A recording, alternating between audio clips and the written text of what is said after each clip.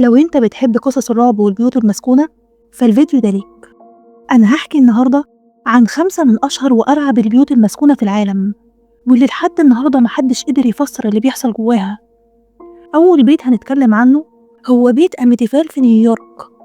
في سنة 1974 حصلت جريمة قتل بشعة في بيت هادي في مدينة أميتيفيل.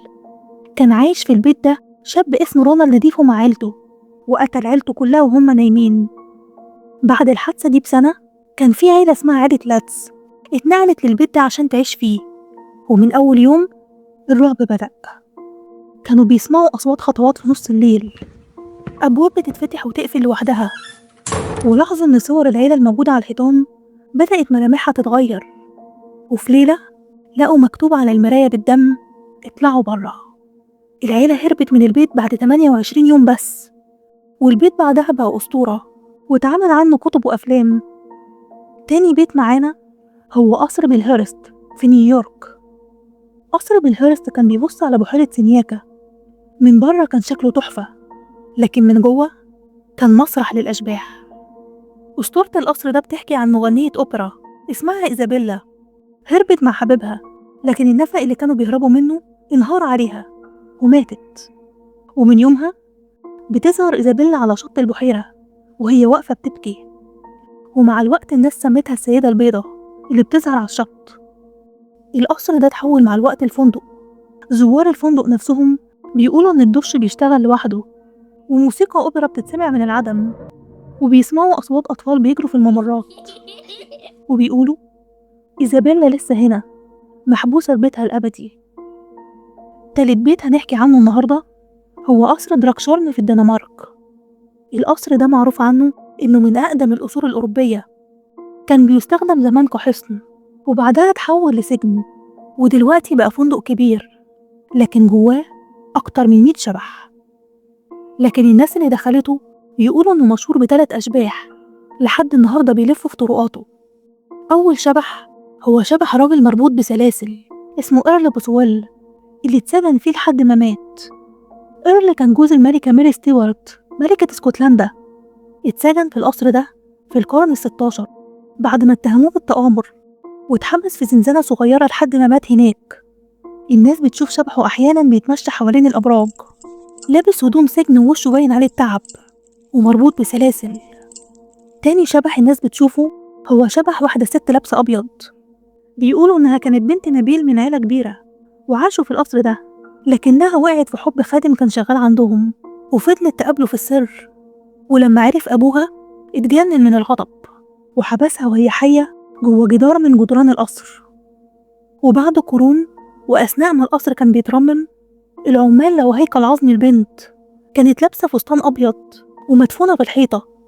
ومن وقتها بيتقال إن شبحها بيمشي في الممرات، وشها حزين وعينيها بتدور على حبيبها.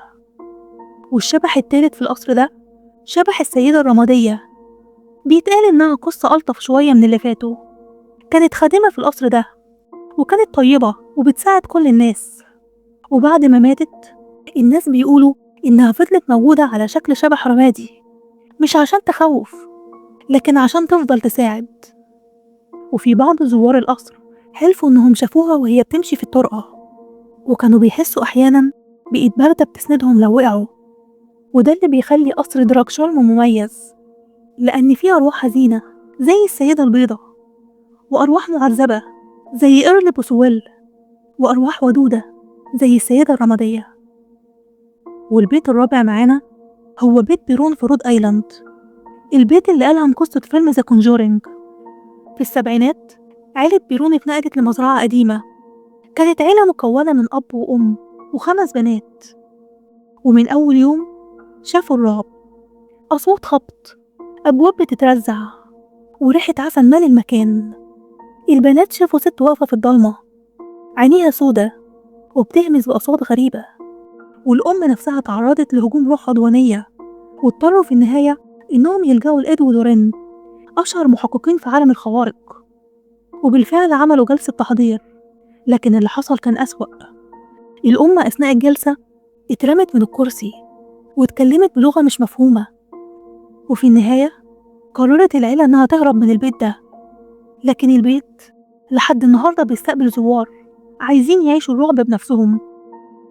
والبيت الخامس والأخير هو بيت وانشستر الغامض، أو نقدر نسميه البيت اللي مخلص. صاحبة البيت ده كان واحدة اسمها سارة وينشستر، كانت أرملة صاحب مصانع بنادق مشهور، وكانت مصدقة إن الأرواح اللي اتقتلت بالسلاح بتاعه بتطاردها.